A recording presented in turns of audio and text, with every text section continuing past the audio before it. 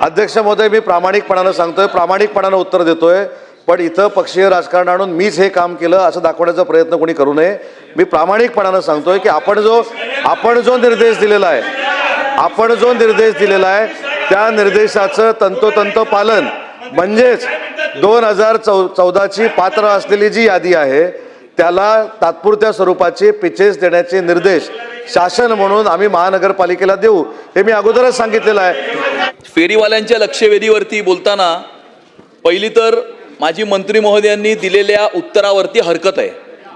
सर्वप्रथम हा फेरीवाल्यांचा जो प्रश्न आहे याच्यामध्ये दोन बाजू आहेत अध्यक्ष महाराज. या उत्तरामध्ये ज्या वेळेला 1980च्या दशकामध्ये गिरण्या बंद पडल्या त्यावेळेला त्या गिरण्यांमध्ये काम करणाऱ्या मराठी माणसानं त्यावेळेला अशा प्रकारचे ठेले लावले होते आपला उदरनिर्वाह करण्याकरता. परंतु मुंबई महानगरपालिकेला 1,28,443 अर्ज वितरित होऊन त्यापैकी 99,435 अर्ज महानगरपालिकेकडे सादर झालेले आहेत अध्यक्ष महाराज. किती? 99,435. आज मुंबई शहरांच्या रस्त्यावरती फेरीवाले किती आहेत अध्यक्ष महाराज?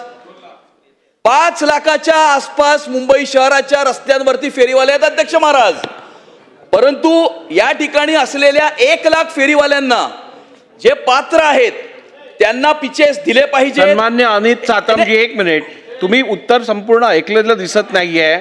माझे निर्देश एवढेच होते की 2014 मध्ये टिस्टच्या मार्फत जी यादी पात्र आहेत अशी बनवण्यात आलेली केवळ आणि ऐकून घ्या, केवळ आणि केवळ त्या 2014च्या पात्रतेच्या यादीलाच आपण ऐकून तर घ्या.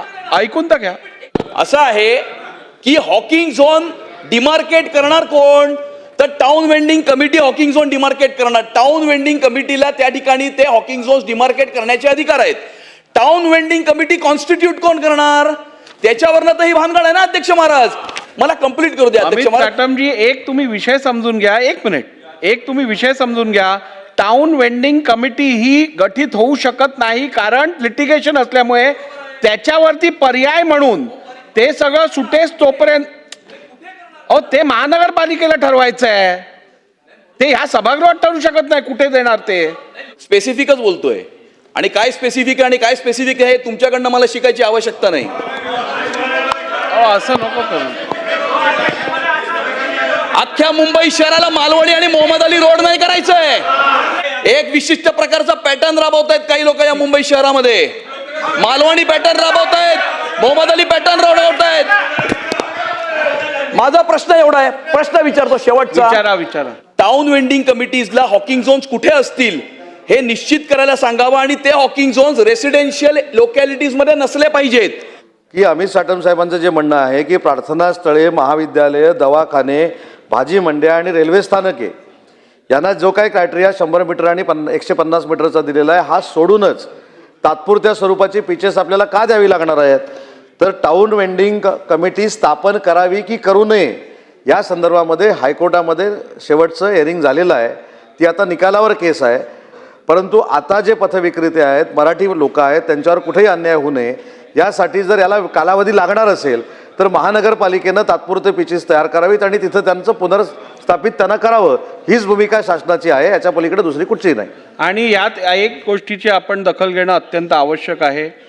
मला खात्री आहे की 2014ची टाटा इन्स्टिट्यूट ऑफ सोशल सायन्सेसने जो सर्वे केलेला आणि त्याच्या अनुषंगाने पात्रतेची जी यादी केली गेली त्याच्यात एकही बांगलादेशी किंवा परराष्ट्रीय नसायला पाहिजे ह्याची पूर्ण खबरदारी शासनाने घ्यायला पाहिजे. अध्यक्ष महोदय, यासाठीच 5 जुलै 2024ला राज्याचे उपमुख्यमंत्री एकनाथ शिंदे साहेबांनी एक बैठक घेतली होती आणि BMCला पुनर्सर्वेक्षण करण्याचे देखील आदेश दिले होते ज्यांना 5 वर्ष पूर्ण झालेत त्यांना. पण मी या सभागृहाला आश्वस्त करू इच्छितो की पुनर्सर्वेक्षण जरी झालं आणि 2000 सर्वेक्षणचं अहवाल जरी आपल्याला घ्यायचा असेल तर एकही बांगलादेशी त्याच्यामध्ये असणार नाही. हीच शासनाची आणि महानगरपालिकेची भूमिका असणार.